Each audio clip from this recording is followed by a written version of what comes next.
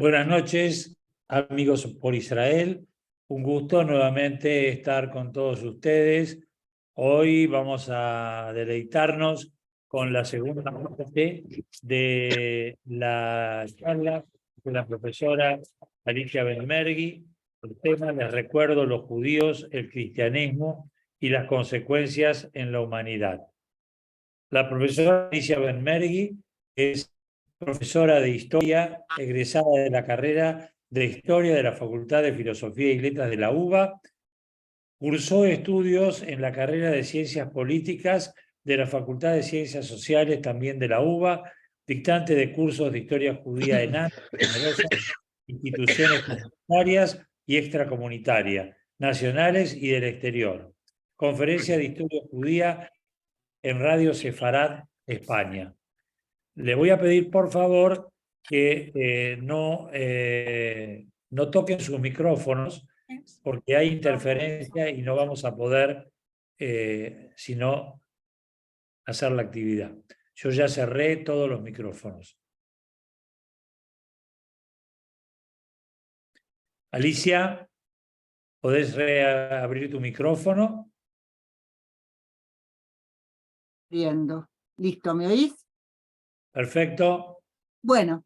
Alicia, primero quiero agradecerte en nombre de Amigos por Israel tu colaboración más que alentadora, más que prestigiosa, no encontraba el término.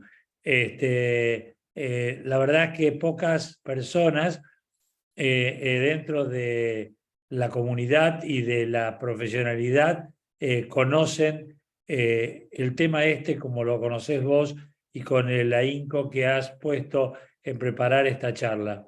Así que muchísimas gracias por estar con nosotros y colaborar de esta forma. Ahora sí, te dejo el micrófono y bueno, nos vemos al final.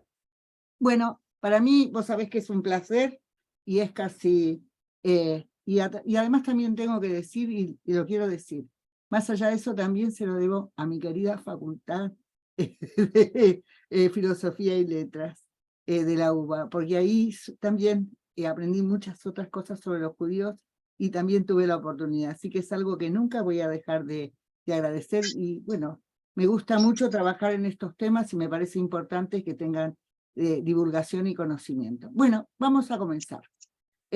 Antes que nada, lo que quiero decirles es que hay un momento de la historia, esto es algo que me pidió Simón, y Simón me dijo que el tema era la cuestión religiosa, y yo debo decir que a pesar de los siglos que pasaron y todo eso, y que a nosotros puede parecernos que la religión en este momento no ocupa un lugar tan importante con respecto a estas cosas, sí sigue siendo así.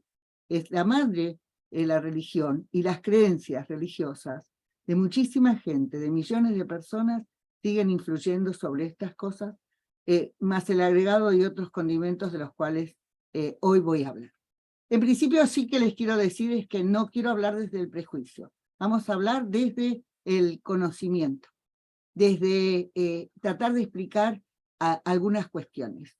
Entonces quiero decir que antes de 1870, que es cuando el nombre de antijudaísmo va a cambiar a antisemitismo, que lo crea alguien que se llama Wilhelm Marr en Alemania, había judíos viviendo en numerosos lugares.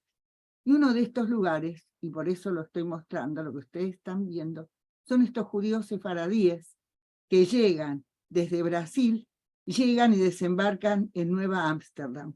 Fíjense cómo los retratan quienes los han pintado o han mostrado esta imagen.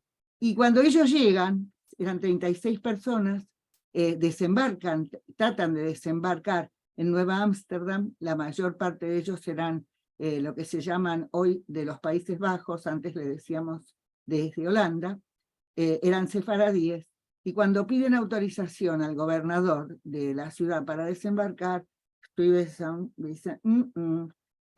nosotros acá judíos no queremos, ya sabemos que donde hay judíos hay problemas, así que no los vamos a dejar desembarcar. Avisa ahí a la capital que estaba ahí en Ámsterdam de Europa, y le dicen, será mejor que lo hagas, porque ellos forman parte de una compañía muy importante, que era la compañía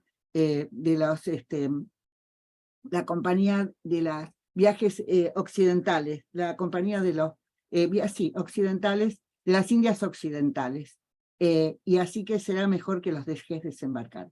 Y así se establece la primera colonia de judíos. Y vamos a ver también un poco qué pasó con estas comunidades y cuál es la historia de todos estos grupos de judíos. Por supuesto, va a ser una síntesis, no se puede contar todo. Prácticamente la historia del antisemitismo tiene que ver casi con la historia de todo el judaísmo. Así que bueno, continuemos. Lo que vemos acá es algo muy famoso, que está en una iglesia, en una catedral, en Sandomierz, en Polonia. Y es el libelo de sangre. Yo expliqué que el libelo de sangre es una de las calumnias más grandes que persiguió a los judíos a lo largo de la historia. Y hubo el hijo de un rabino italiano que, no sé si vive en Israel, no sé bien, quiso decir en algún momento, hace como unos 20 años, se armó un escándalo terrible, que en realidad tenía ciertos visos de certidumbre que esto pasaba. No sé cómo pudo, yo creo que hay gente que está tan hambrienta de fama y de ser escuchada por todas partes, sobre todo por los que no quieran a los judíos, y se armó un escándalo terrible. Los judíos nunca hicieron las matzot, ni hicieron el vino de Pesaj con la sangre de ningún cristiano. Pero el tema es que por eso, y por esa razón, los judíos padecieron muchísimos ataques contra las comunidades se deben a este motivo. Y esto está en una catedral. Entonces, al estar en una catedral, cuando los polacos veían esto, y lo siguen viendo, porque esto se pintó en el siglo XVI, y lo siguen viendo, ¿ustedes qué piensan? Que la religión sigue ejerciendo su efecto sobre las cabezas de la gente. Este es una de estas cosas. Y la otra cosa que quiero contar es que más o menos para el siglo XVIII, fines del siglo XVIII, un país tan grande como era Polonia, que era un reino muy grande, era un reino que lo compartía con Lituania, era la comunidad polaco-lituana, es invadida y desaparece de la faz de la tierra. Se la dividen entre los zares, va a ser el imperio zarista, entre el imperio austríaco y entre lo que después van a ser los alemanes. Y desaparece, y los judíos van a ser obligados a vivir en toda esta región que se llamó la zona de residencia. ¿Por qué lo estoy poniendo?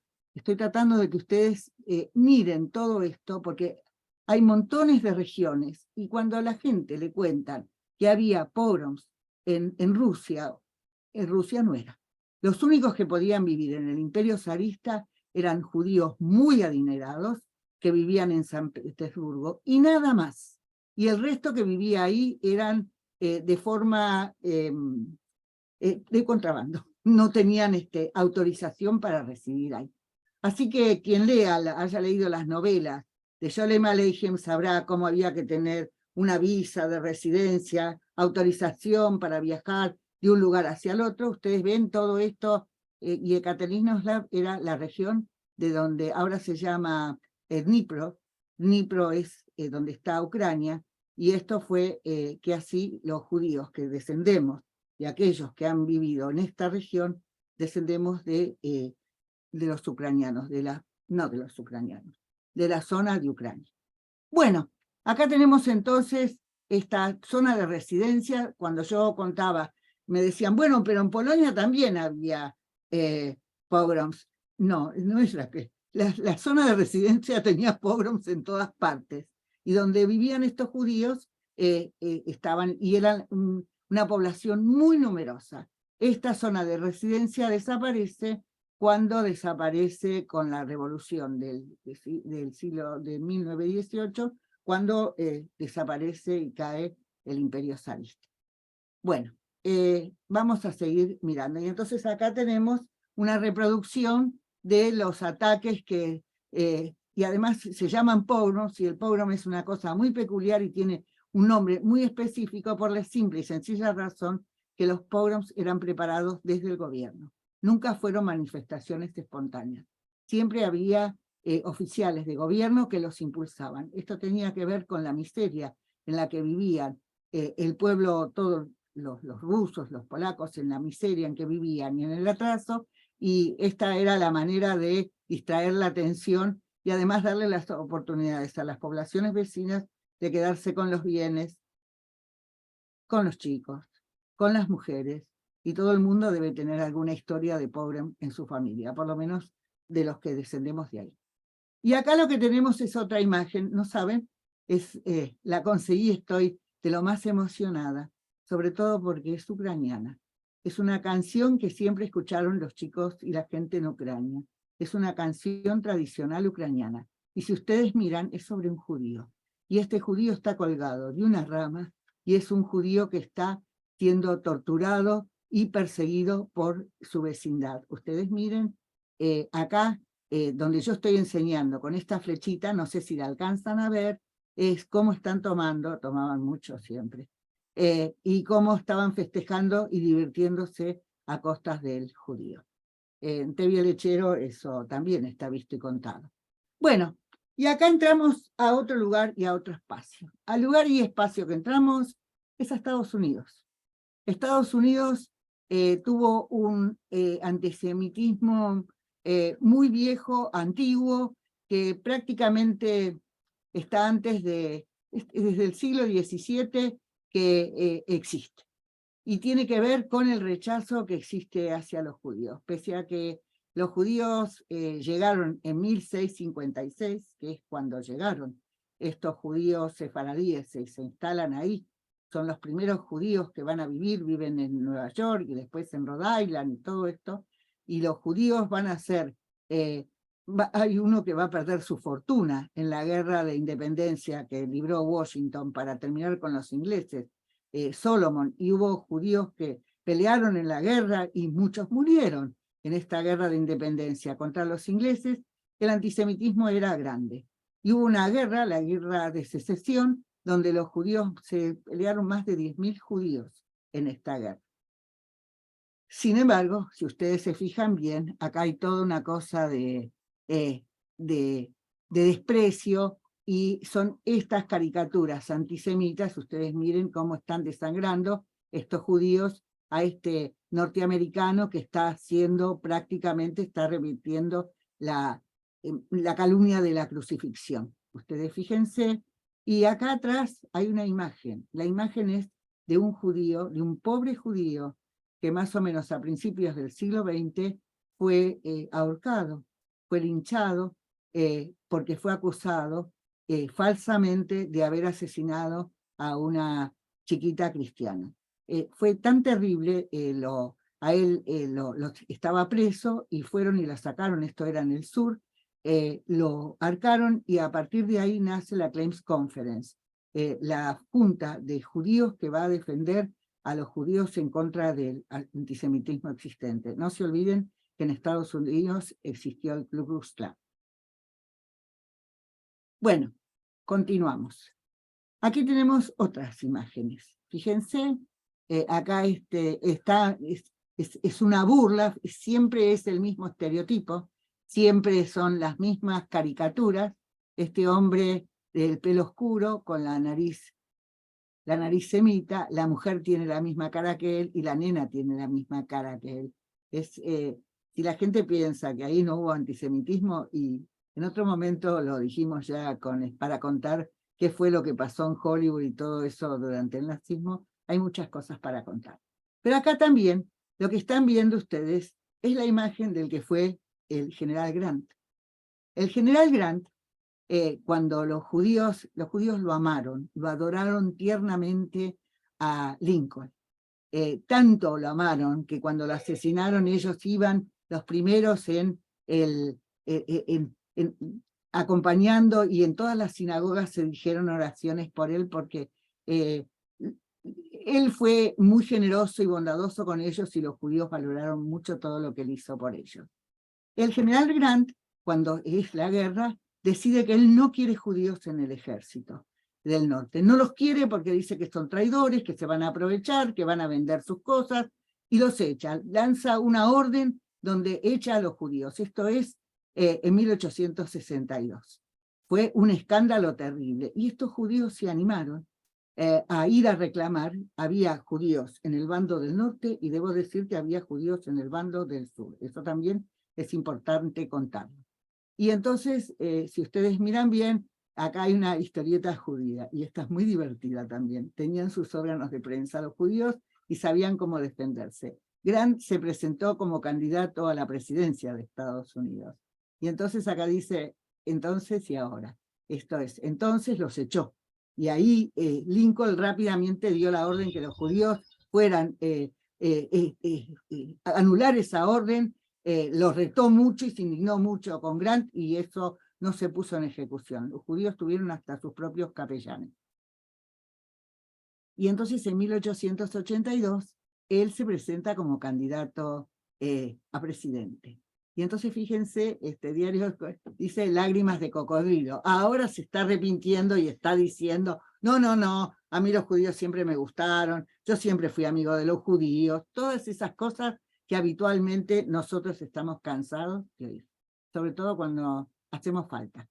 Bueno, y acá estaba mirando, esta es una cosa, mírenla con mucho detalle, si ustedes pueden y pueden volverlo a ver, presten atención. Esta también es una caricatura absolutamente antisemita. Si se fijan, en el costado acá tengo, no sé, es a la derecha de mi pantalla, ustedes verán, son los judíos que son expulsados, ven, atravesando el Mar Rojo.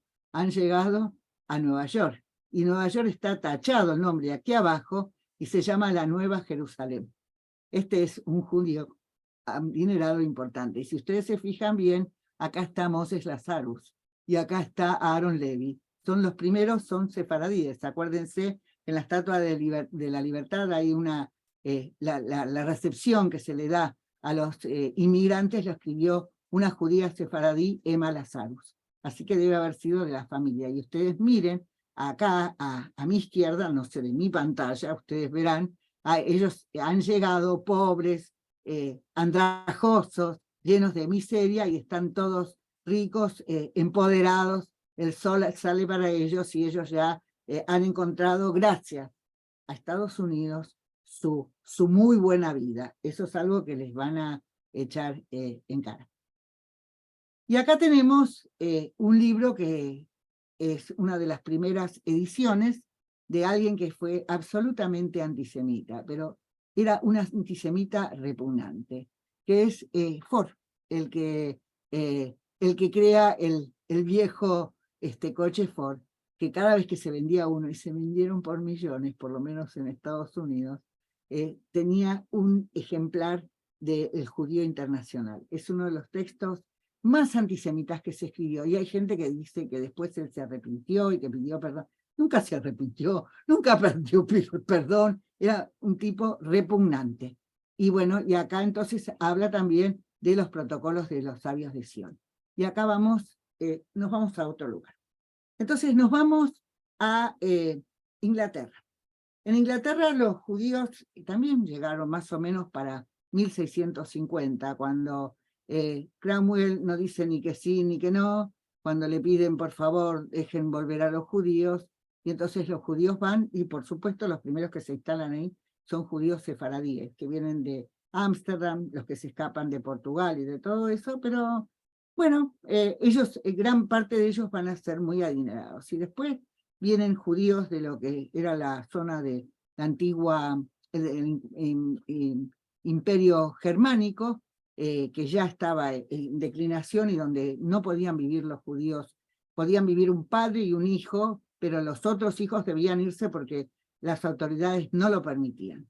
Entonces son los primeros en llegar a Estados Unidos, a Inglaterra, van a vivir en Whitechapel, un barrio muy pobre. Los judíos sefaradíes no lo hacían. Acuérdense que nosotros lo teníamos ahí al barón de Rothschild, que era un judío barón de Rothschild no, Montefiore, cuya familia había venido de Italia, así que había una división muy grande entre ellos. Los que van a llegar a partir de los años, de los años del siglo XVIII y después de principios de los años 30, eran pobres, pero bueno, salieron adelante. Y después vino una oleada, la oleada que se escapa de los pogroms, y entonces se quieren ir a Estados Unidos, pero cuando llegan ahí a Liverpool, descienden en Liverpool y muchos se quedan, y van a vivir en el barrio más pobre, pero terriblemente pobre, que es Whitechapel. Y ellos son terriblemente pobres, viven unas vidas miserables, y sin embargo fueron judíos que venían y podían ganarse la vida. El tema es que los ingleses no los querían. ¿Por qué no los querían los ingleses? Porque era una competencia muy grande. Estos judíos eran, la mayor parte de ellos eran artesanos, eran habitantes de las ciudades, entonces eran zapateros, eran sastres, hacían telas, eran carpinteros, y después estaban los otros, los que van a vivir, muchos eran, hacían para los diarios, imprenteros, y trabajaban por lo que fuera, para poder comer y para poder vivir. Vivían hacinados, amontonados, y sin embargo llevaron una vida digna como judíos, y la que fue una de las hijas de Marx se fue a vivir a ese barrio porque los amaba. Y estos judíos vivieron ahí en Whitechapel al lado de los irlandeses. Los irlandeses que también eran terriblemente pobres y terriblemente despreciados por los ingleses. Y lo que va a pasar con los judíos ingleses es que los van a tratar con mucho desprecio a los judíos, no los quieren porque son competencia, pero además dicen que son todos ladrones, que esos estaba la feria de Petticoat Lane, que eran donde eran ropavejeros y vendían ropa usada, y empieza toda una campaña así muy grande de calumnias contra los judíos. Y este es un juego que se inventó en 1803. Y este juego parece ser que sigue existiendo, que es un juego de un judío que se apodera del dinero y él tiene la plata. Entonces es para enseñarle a los chicos cómo ganarle plata al judío. Y el judío está ahí agarrado a su dinero. Así que miren qué difícil que es después convencer a la gente, cuando uno se crió desde chico, pensando que quien tiene enfrente, si es un judío, es alguien rastrero, alguien que te va a engañar, que se va a aprovechar de vos y que va a hacer lo posible para hacerte daño. Así que esta es una historia que comenzó así. Lo que tenemos acá son las caricaturas de la época, son muy viejas. Yo ya había mostrado el otro día otras, que eran antes de que los expulsaran. Entonces acá había muchos Coeteniks, que vivían ahí en Londres, en el East End también, pero sobre todo vivían ahí en Whitechapel. Y se iban, cuando empezaba la semana, se iban el domingo y recorrían el interior de Inglaterra, vendiéndole a las campesinas y todo eso para empezar a juntar un poco de plata. Y los viernes volvían para celebrar el Shabbat. Y ustedes, si miran bien, están acá todos amontonados. Esto es la feria donde ellos estaban, y había delincuentes, porque había judíos muy, muy pobres. Y entonces acá tenemos, estos son los pobres de Lissen, que vivían todos amontonados, todos hacinados. Y acá tienen una historia, que es una historia de una novela que escribió, varias novelas. Dickens fue un antisemita terrible. Acá tenemos a las chicas, eran jóvenes pudientes de Brighton, estaban las que tenían dinero, pero estos que estamos mostrando aquí, para nada.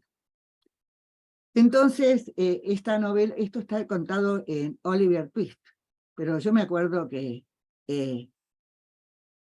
a mí nadie me lo dijo, pero después cuando la volví a leer de grande y presté atención, David Copperfield, que yo la leí cuando era chica, Uriah Heep, era un judío, de montones. Lo que le pasó a Dickens, él hacía viajes, y los judíos estaban indignadísimos, los judíos de Londres, y él después se va a Estados Unidos, entonces no le pueden perdonar esta cosa que él dice de Fagin, que se hicieron montones de películas, que es un ladrón que entrena a chicos para robar, un tipo perverso. Y entonces, en esta historia, es una imagen terrible que le queda a los judíos de Londres, que están mirados, pobre gente, como ladrones rastreros y peligrosos. Y después también como de izquierda, porque los judíos cuando tenían que hacer huelga porque les pagaban 2 pesos y porque tenían unas vidas miserables, por eso ella vivía y los acompañaba y trataba de ayudarlos, era Elinor Marx, porque ella se sentía judía, entonces tenían sus motivos y razones. Pero debo decir algo, los ingleses hacían censos, y lo que contaban las asistentes sociales que visitaban las casas para ver, decían que no entendían cómo, pero entraban y veían esas casas por dentro, en medio de tanta miseria, estaban escrupulosamente limpias, y lo que a ellas les llamaba muchísimo la atención era el cuidado que tenían con sus chiquitos. Dice, en medio de tanta miseria, esos chiquitos estaban cuidados, estaban bien alimentados y bien protegidos. Era una cosa que les llamaba profundamente la atención. No era así, no pasaba lo mismo con los irlandeses, que sobre todo eran muy bebedores, eran pobrecitos borrachos de toda borrachera. Bueno, y acá tenemos el amigo más grande que tuvieron los judíos, Benjamín Disraeli, que el papá lo hizo bautizar, y entonces él puede llegar a primer ministro porque no es judío, pero a él le gustaban los judíos. Y entonces él escribió un libro diciendo que no había nadie mejor que los judíos. Para él hasta Mozart era judío, ustedes no se pueden imaginar. Entonces, era un tipo extremadamente inteligente, fue un caudillo conservador, era brillante y él era querido y protegido de la reina Victoria. Entonces decían que delante de él nadie se atrevía a hablar mal. Pero fíjense cómo lo mostraban, con el pelo crespo, con un aspecto oriental, se burlaban de él las caricaturas. Pero uno de los dichos más famosos, supongo que gran parte de ustedes lo debe conocer, es eso de que cuando los antepasados de ustedes estaban saltando de liana en liana, los míos estaban escribiendo la Biblia. Y miren acá, es otra caricatura que lo muestra él, ven, vestido de oriental, ven, con toda la barba, con todo el pelo crespo, ofreciéndole a Victoria la corona imperial, porque es cuando ella se corona emperatriz también de la India. Bueno, hubo muchos antisemitas entre importantes escritores ingleses, y una de las peores. Yo estoy escuchando esta cultura del despertar y de todo eso y me parece tan molesto que Agatha Christie, a mí me gustan las novelas policiales, cualquiera que las haya leído sabe las cosas que ella dijo de los judíos. Y yo digo que ella lo dijo y así tiene que quedar, y el que quiere que las lea y el que no, que no. Bueno, y acá tenemos la Libre Parole, que la escribía un francés tan antisemita y tan perverso que se llamaba Edouard Roumont. Él fue el enemigo consuetudinario terrible de los judíos. Hizo una campaña contra todos ellos y escribía este diario, y después escribió un libro espantoso y tuvo que ver con todo lo que pasó con el caso Dreyfus. Pero ustedes miren las garras, miren este judío, esa nariz, es una imagen muy dolorosa. Y bueno, y tengo que empezar a decir que a partir de 1870, después de que Wilhelm Marr dice que los judíos son los grandes enemigos, porque además, ¿por qué son enemigos los judíos? Porque los judíos ya, gran parte de ellos se han integrado a las sociedades de las que habían sido excluidos casi por casi 2000 años. Y entonces los judíos empiezan a hacer una competencia muy molesta. Los judíos tratan de entrar a las universidades, tratan de ser médicos, hay un libro que se llama, un texto de Hobsbawm que se llama Los judíos y la carrera del talento.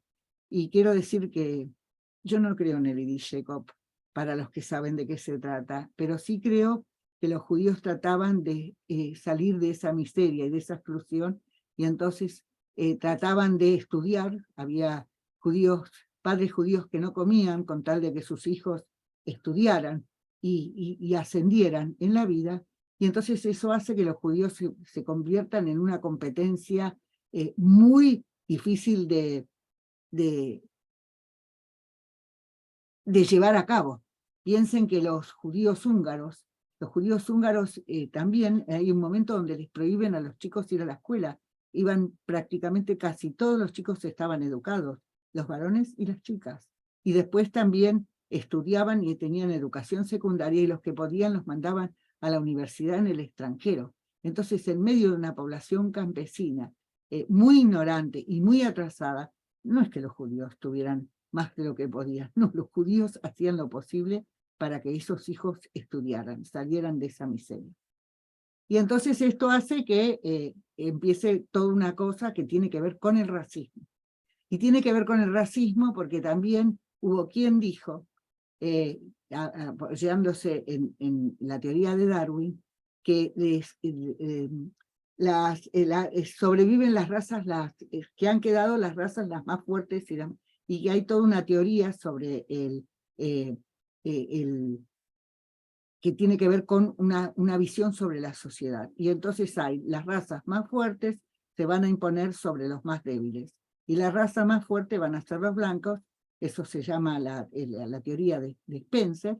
Y bueno, y la más débil y la más, una de las más rechazadas y más débiles y absolutamente indeseables van a ser los judíos. O sea que por un lado los judíos vamos a ser los más ricos que se van a aprovechar, y por otro lado los más débiles, los que contaminan las sociedades, y además que no habían vivido casi nunca en Europa.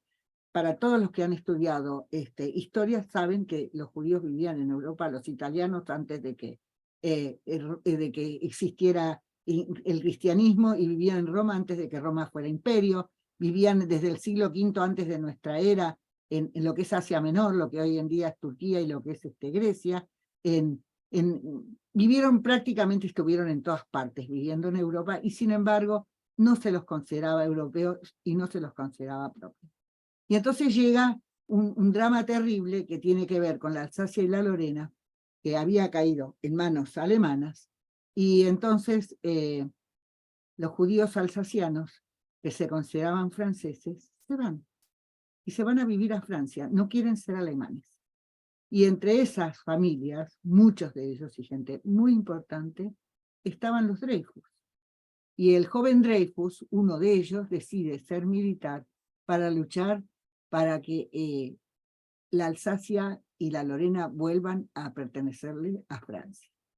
Y él, los Dreyfus eran una familia de la clase acomodada, no se da cuenta que se metió en el peor lugar. En los militares franceses eran de extrema derecha, eran profundamente antisemitas, y lo consideraron a Dreyfus un parvení, alguien que no tenía derecho a ocupar el lugar que ocupaba, y no tenía derecho a tener el grado militar que había obtenido por su capacidad. Y entonces hay alguien que vende los secretos militares a lo que en aquel momento eran los prusianos, o no, ya Prusia no existía más. Prusia desapareció cuando se crea el Estado alemán, esto es en 1870, y entonces lo acusan a él de entregar los secretos militares. Él era una persona extremadamente correcta, un hombre muy tímido, y un hombre de familia, una persona, y entonces para él empiezan a y ese mundo se divide, los franceses en Dreyfusar y antidreyfusar. Y quien lo empieza a salvar a él es Émile Zola, un extraordinario escritor que escribe el Yo acuso, y cuando él escribe el Yo acuso, eso se convierte en una proclama que recorre el mundo entero. Hasta acá la Argentina llegó. Y con eso están los que los defienden y los que lo atacan. Yo ya hablé el otro día sobre eso, los pintores, los escritores, los que eran los grandes, los que apoyaban y los que se retiraron de esto. Y miren, acá al costado lo que tenemos está cómo esta sociedad francesa se dividió en dos. Entonces esta es un almuerzo, una reunión de familia donde todos se juntan para comer y están todos muy felices, y fíjense acá esta pelea terrible, como se están matando todos en esta división de opiniones que existió. Bueno, finalmente a él lo exoneran porque se prueba, gracias a la intervención de otra judía, una Sazonberg, que es una inglesa, que compra, le paga a Esterhazy, que es el que vendió los secretos militares, le paga, y él confiesa que en realidad él fue el que había entregado secretos militares franceses a los alemanes.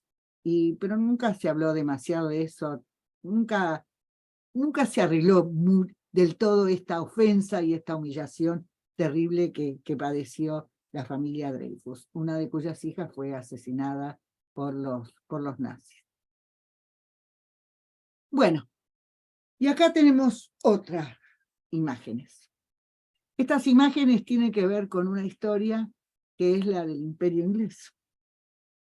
Los ingleses querían la parte que tenían los Boers. Los Boers habían sido campesinos holandeses.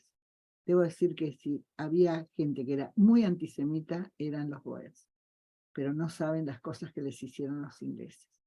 Y querían la zona al extremo sur de lo que es ahora Sudáfrica, porque ahí estaban los diamantes más grandes del mundo.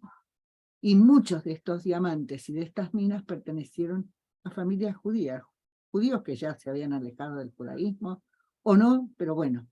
Entonces, cuando se desata la guerra, donde los ingleses se van a apoderar y van a librar esta guerra, es ¿qué hicieron los socialistas y qué hicieron? Culparon a los judíos de esto, y entonces hay toda una campaña de prensa terrible que dice que, esto es en el año 1903, creo, más o menos, 1902, donde los judíos son acusados, son los responsables de esta guerra, nada más y nada menos. Debo también contar, porque lo justo es justo, que pasó con los Boers, es el primer caso donde prácticamente los ponen en campos de concentración y donde la gente no tenía ni para comer. Cuando uno ve las fotos de la época, es horrible, y es tan horrible como fue después todo el tema de los judíos. Ciertamente no los exterminaron de la misma manera, pero esos campos de concentración fueron terriblemente crueles. En un momento dado se termina esta campaña, no sé por qué razón, porque hasta los diarios, los socialistas, se habían enganchado en esta calumnia. Y eso pasó. Y después empieza todo el tema a la vez, de los protocolos de los sabios de Sion. Lo que pasa es que los protocolos de los sabios de Sion son algo que van a pagar el zar de Rusia. Y lo que le pasa al zar es que ustedes deben saber, seguramente lo saben, que los judíos odiaban profundamente a Rusia y a su zar.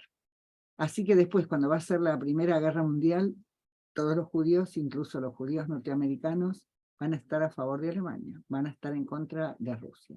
Pero pasó otra cosa. Rusia libra una guerra con Japón, y alguien que ayuda a los japoneses y les presta plata es un judío norteamericano. Y eso es algo que nunca les va a poder perdonar Rusia a los judíos. Y entonces se ordena que se escriban los sabios. Bueno, entonces ahora yo les quiero mostrar este video que me conseguí de Yad Vashem, porque está muy bueno como explicación. Los protocolos de los sabios de Sion es un ensayo antisemita conocido por su infamia, que constituye una de las fuentes básicas a la falsa percepción del gran poder de los judíos en el mundo. Los protocolos incluyen textos falsos usados en materiales conspiradores antijudíos que existían en Europa. Fueron publicados por primera vez en 1903 por la policía secreta del zar en Rusia. Ellos describen a líderes judíos que se reúnen en un cementerio en Praga y planifican, por así decirlo, cómo conquistar el mundo, a través del control de los bancos, los medios de comunicación globales y más. Aunque se demostró en una etapa temprana que se trataba de documentos falsificados, fueron traducidos y distribuidos rápidamente por todo el mundo, primero en Europa y luego en los Estados Unidos, en el mundo árabe e incluso en Japón. Entre 1922 y 1933 los protocolos se imprimieron en Alemania, en no menos de 23 ediciones diferentes, y luego tuvieron una gran influencia en el partido nazi. El mensaje que surge de los protocolos encajaba bien con una de las concepciones básicas del antisemitismo nazi, según la cual los judíos no son solamente racial y culturalmente inferiores, físicamente feos y discapacitados mentales, sino que también poseen mucho poder, fortaleza y son parte de una conexión judía mundial que controla los medios de comunicación y las bolsas de valores, que lidera revoluciones comunistas e incluso es responsable de guerras. Liderar una guerra total contra los judíos era para ellos la única forma de evitar su conquista definitiva del mundo. Esta fue una de las principales razones por la cual la persecución a los judíos en toda Europa durante el Holocausto fue total. Incluso después del Holocausto, los protocolos continuaron siendo difundidos en todo el mundo y hoy tienen influencia en diferentes círculos extremistas, en lo relacionado al estereotipo antisemita sobre el gran poder de los judíos.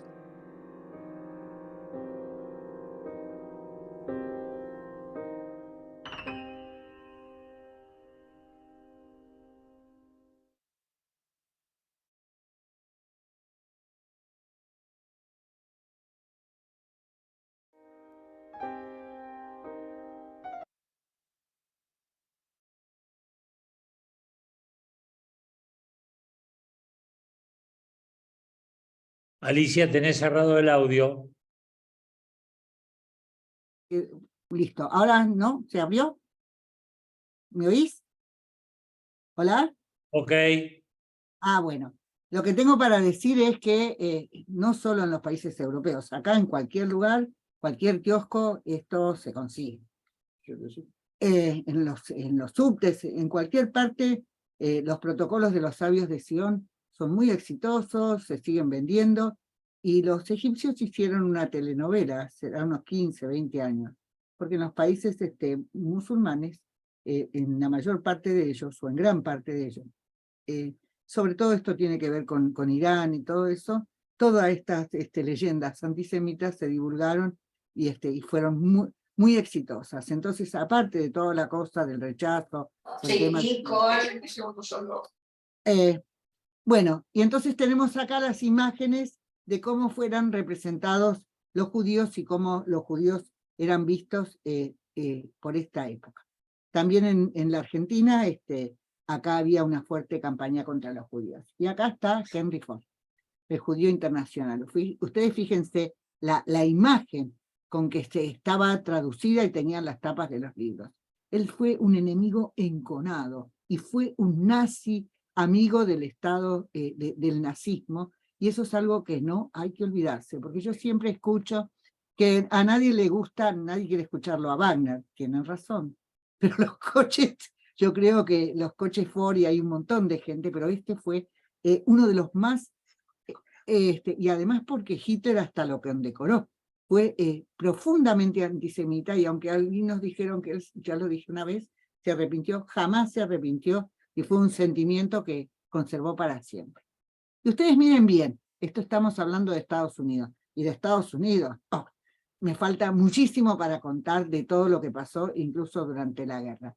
Pero fíjense ustedes, este judío gordo, norteamericano, él tiene el poder, y además son los dueños de las fábricas y son los obreros. Los dueños de las fábricas son judíos, que tienen el poder, pero los obreros son judíos y van a ser, porque además el tema era que los que habían hecho la revolución bolchevique, la mayor parte eran judíos, así que esa calumnia se distribuyó por el mundo a partir de la revolución rusa, y esto, si ustedes miran bien, acá están la hoz y el martillo, así que pensar lo que les pasó a los judíos durante el comunismo, salvo a algunos pocos, no evita que las cosas que se dijeron y se pensaron acerca de los judíos.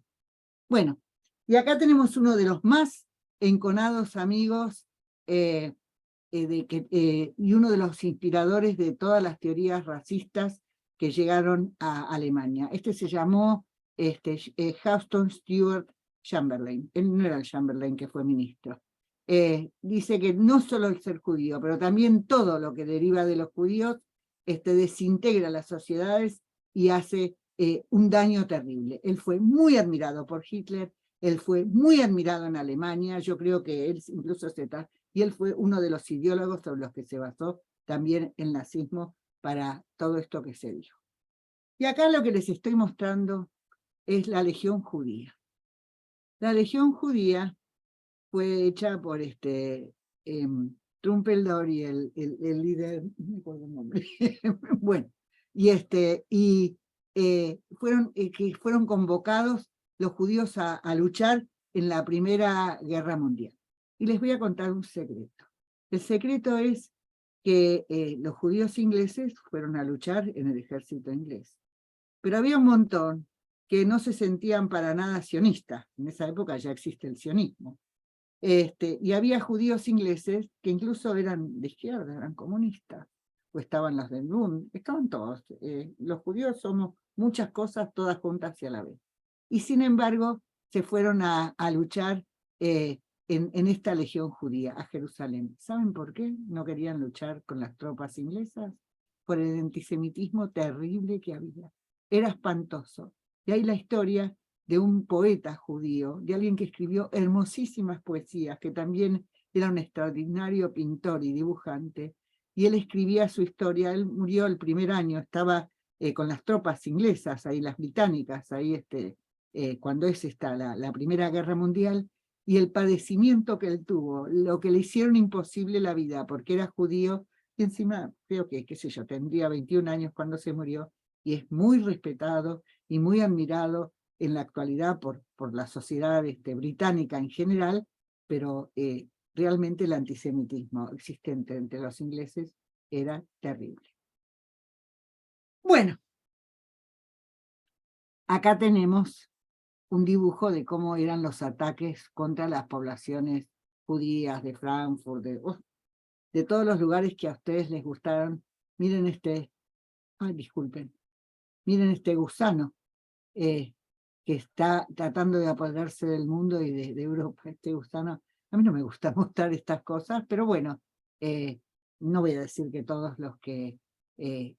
acá están los que son antisemitas, también tenemos los que no lo son, y los que ayudaron, y los que hicieron muchas cosas por los judíos. Pero en este caso, lo que ustedes están leyendo acá abajo, donde está mi flechita, dice Hep Hep. Está dicho como Jerusalén en latín ha caído. Eso significa Hep. Hep es una burla hecha, tomada del latín para burlarse y atacar a los judíos. Miren cómo los representan y cómo ellos son el daño y el atraso y la desgracia del mundo. Y acá tenemos otras caricaturas.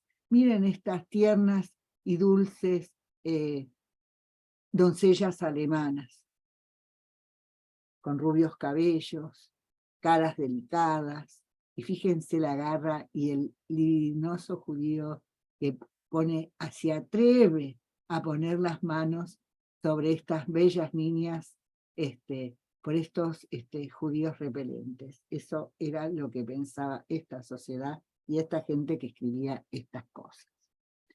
Y miren ustedes acá, fíjense, el ejército alemán. Cuando estalla la guerra, los judíos van a pelear, y pelean y se mueren, y ganan un montón de medallas de hierro. Sin embargo, miren a estos oficiales, miren la burla del tamaño del judío, que es chiquito, cómo se burlan. Es toda una, son cosas así, del kleine Korn, el Cohen chiquito. Había para reírse bastante, pero peor fue lo que hicieron después de la guerra. Entonces acá tenemos un dandy judío. Siempre los judíos, había una parte de una prensa que los ridiculizaba constantemente. No tenían en cuenta las fábricas que estaban poniendo de químicos. Una de las fábricas químicas más importantes en Alemania la ponen judíos. Los bancos que dieron impulso al desarrollo y al crecimiento de Alemania, los intelectuales, y lo que fueron los judíos para Alemania, los profesores universitarios, lo único que tenían para decir era ridiculizarlos y burlarse de ellos. Bueno, acá tenemos entonces estas imágenes, fíjense ustedes. Miren esto. A ver, yo pregunto, si uno se cría con esto, ¿ustedes creen que les puede simpatizar un judío si uno se crió mirando todas estas cosas, exprimiendo a los pobres cristianos, sacándoles las monedas de oro, todo lo que pueden, y cómo cómo tratan de hacerlo. Siempre me acuerdo, yo tenía una amiga italiana muy católica, que la quería mucho y ella me quería mucho a mí. Y un día nos encontramos con un señor que era muy interesante en una librería y nos pusimos a charlar y hablábamos de libros y qué sé yo. No era acá. Y entonces en un momento dado él dijo que lo que a él no le gustaba era un hombre que estaba muy bien económicamente, porque los judíos lo único que les interesaba era la plata, que la mayor parte de los judíos eran todos un montón de tarados y había algunos inteligentes, pero el resto para lo único que vivían era para el dinero. Entonces mi amiga lo miró y le dijo, usted es una persona que está muy bien económicamente, ¿no? Y entonces él le dijo, sí, yo me quedé callada porque estaba tan enfurecida, le hubiera pegado, le hubiera arañado. Y entonces él le dijo, sí, ¿por qué? Le dijo, porque usted no es judío y yo veo que a usted le gusta mucho la plata y disfruta mucho de eso. ¿Por qué los culpa a los judíos de eso? ¿Por qué? Mírese un poquito a usted mismo. Bueno, ahí se terminó el diálogo y terminó todo eso, pero bueno, ustedes miren cómo son representadas, fíjense esta cobra, estos anteojos redondos, el estereotipo judío, la nariz, fíjense bien, la nariz aguileña, estas caras, y piensen que eso sigue haciéndose en la actualidad también. Acá está bien esta imagen mostrada de este pobrecito con cómo se están burlando y cómo lo están humillando, porque ellos eran blancos, rubios y de ojos celestes, especialmente Hitler. Bueno, y acá tenemos el ejército, que es el ejército alemán, que lo echaron junto con los austrohúngaros. Casi 1,5 millones de soldados judíos lucharon en la Primera Guerra Mundial. Y quiero contar algo que está contado en muy pocos lugares. Si ustedes miran, están celebrando, esto es el año 1916, están celebrando, parece que era Hanukkah. Vieron el frío y lo que había. No sé si hay mucha gente que lo contó, porque lo que pasó en la Shoah fue tan espantoso que de eso nunca se habló. Pero lo que pasó es que cuando fue la Primera Guerra se luchó en territorio, en lo que era la zona de residencia, y esto era en Polonia, entre Polonia y Rusia. Rusia tenía 600.000 judíos luchando en sus tropas. Los judíos, ¿qué iban a querer luchar por Rusia? ¿Por qué motivo y por qué razón? Si se morían, si los maltrataban tanto a todos, tanto es así que en un momento dado dejan de pelear porque verdaderamente la miseria en que los tenían y las condiciones en que cómo los trataban. Y los polacos siempre odiaron profundamente a los rusos. Los odiaron porque siempre los rusos los maltrataron de un modo terrible. Y lo peor no había pasado todavía. Lo peor no había sido la Segunda Guerra Mundial con lo que los rusos, la Unión Soviética le hizo a Polonia. Bueno, entonces tengo que contar que casi, no quiero, serán unos 300.000 judíos. Los rusos entraron, los camaradas de armas, a Polonia, y los polacos que odiaban a los judíos les dijeron a los rusos dónde eran las aldeas donde vivían los judíos. Y los rusos entraron, mataron a los hombres, violaron a las mujeres, aún mujeres parturientas, se robaron todo lo que pudieron y más todavía. Y el que contó todo eso, y fue espantoso lo que pasó, fue el director del Vorwärts, el diario de Yiddish que se publicaba en Nueva York. Fue un drama terrible dentro del judaísmo. Y eso fue lo que pasó después de cuando se habla otra vez de cuántas mujeres quedaron embarazadas sin saber ni dónde estaban los maridos. Eran mujeres que estaban solas. Eran las mujeres, los chicos y los viejos. Los hombres estaban en el frente de guerra. Es una historia que no se contó. ¿Saben por qué? Porque lo que pasó en la Shoah fue mucho peor. Pero es una historia de esas terribles que también tuvieron lugar ahí. Aquí miren ustedes, están estos soldados, ellos lucharon por su patria alemana, amaban a Alemania, y sin embargo Alemania les pagó muy mal. Y acá tienen, dice que 12.000 soldados judíos murieron en batalla por el honor de la patria. La patria bastante mal les pagó, diría que muy mal. Esta fue una hoja difundida en 1920 por los veteranos judíos alemanes en réplica a las acusaciones de falta de patriotismo. ¿cuánta era la población judía que vivía ahí? Y sin embargo, 72.000 combatieron, y sin embargo esta calumnia se extendió, y se extiende después de la guerra, porque está la República de Weimar, y entonces los nazis alemanes, ya son casi nazis, todavía no, pero ya empieza, es el prolegómeno del nazismo, están acusando a la prensa judía de ser diabólica, de ser enemigos de Alemania. Y acá empieza a pasar otra cosa. Los alemanes nunca quisieron reconocer que perdieron la guerra, porque no se luchó en territorio alemán. Y una de las razones por las cuales Alemania perdió la guerra fue porque además intervinieron los norteamericanos en la guerra, entran con más armas y con más cosas, pero además porque hubo una epidemia terrible de gripe española, y gran parte de las tropas alemanas cayeron enfermas, lo mismo que los otros. Esta fue una guerra espantosa. Y entonces lo que dijo la prensa antisemita es que los judíos le clavaron a los alemanes, a los ejércitos, un cuchillo por la espalda. Y acá lo tienen. ¿Lo están viendo? Esto fue una propaganda terrible. Y acá lo mismo, la cara de los judíos traidores. Esto fue una calumnia, estos dibujos en todas partes. Miren, esta es una mujer, es como una especie de mujer horripilante, está tratando a los pobres soldados que estaban ahí en las trincheras. Esta es parte de esa historia que va a tener que ver con la Segunda Guerra Mundial.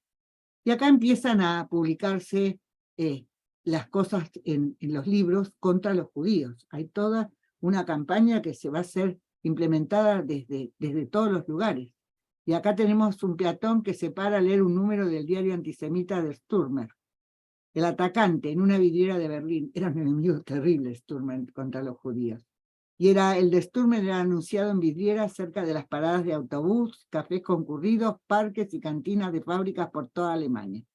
Y esto es en Berlín, en Alemania. Miren, acá están mirando todo eso, es toda prensa antisemita del peor tenor que se puedan imaginar. Y también están acá los comunistas, porque los judíos eran capitalistas y también eran comunistas, a pesar de que en la guerra civil que hubo en Ucrania mataron como 100.000 judíos en Ucrania, los rusos blancos, que fue espantoso. Una gran población de los judíos que vivieron ahí fueron eliminados. Entonces acá lo tenemos a Trotsky, este es Trotsky. Y acá está otro judío también quedándose con el dinero, fíjense acá, la cantidad de calaveras que existen. Ustedes saben, Lenin lo veía asomar a Stalin.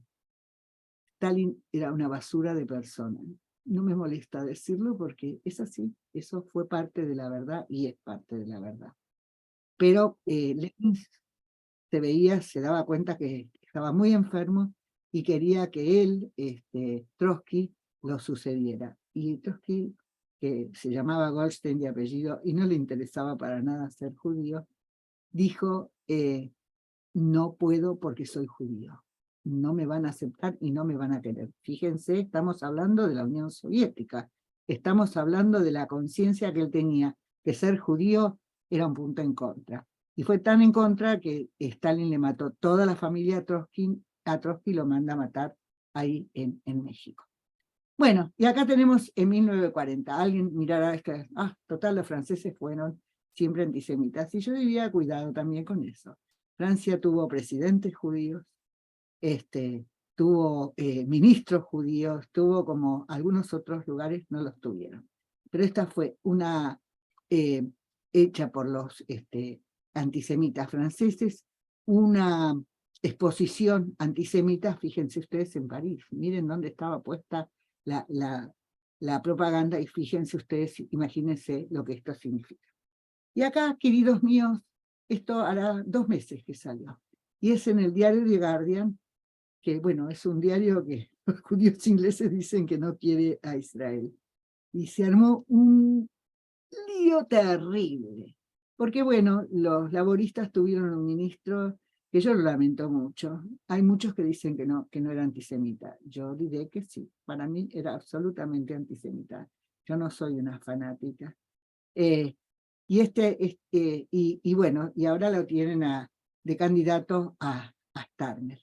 Está casado con una judía. Fíjense este dibujo que salió y todo el lío que se armó. Esto es ahora, con esa nariz judía, con esto que generalmente se atribuye a los judíos y la cara también de este judío. Entonces, esto estoy tratando de contar. Yo ya te estoy terminando. Si querés, si alguien tiene algo para preguntarme o decirme, pero bueno, he tratado de contar lo más posible en la menor cantidad de tiempo posible. Salí de la pantalla compartida, Alicia. Bueno, ahora salgo. Acá estoy. Ahí está, muy bien. Bueno, en realidad no tenemos preguntas para hacerte porque la verdad que fue tan claro todo lo que explicaste y todo lo que viste que ya no queda para preguntar. Pero bueno, tal como hablamos nosotros, Alicia, esto es para desarrollar en mucho tiempo y no en 2 reuniones solamente, pero vamos a tocar un poco más adelante, independientemente del título que le pusimos, otra charla contigo en un par de meses, donde tocaremos otro aspecto tan importante de lo que fue la judeidad durante todo el siglo, digamos, en la época de la era común. Muchísimas gracias en nombre de Amigos por Israel. Muchas gracias por colaborar con nosotros, por ayudarnos, y te sabemos una amiga que siempre estás dispuesta a ayudarnos, y sobre todo que la gente valora muchísimo toda la información que vos le das en cada reunión. Bueno, yo me alegro muchísimo de haberlo podido hacer. Para mí es muy importante y valioso, importante esto. Ha sido un gusto y en la medida que yo pueda colaborar, porque a mí me parece que es importante que la gente sepa y conozca, porque hay veces que uno no tiene por qué saberlo. Esas son cosas que habitualmente no se hablan ni demasiado tampoco. Bueno, muchas gracias a los Amigos por Israel. Les Un deseo saludo grande para todos. Shabbat Shalom Umevoraj, que estén bien, buen fin de semana largo, a descansar y a ponerse pilas para el próximo miércoles. Los esperamos 19 horas, como siempre. Un fuerte abrazo para todos, que estén todos muy bien. Chao Perla también, y a mis amigos que nos vieron, cariños para todos.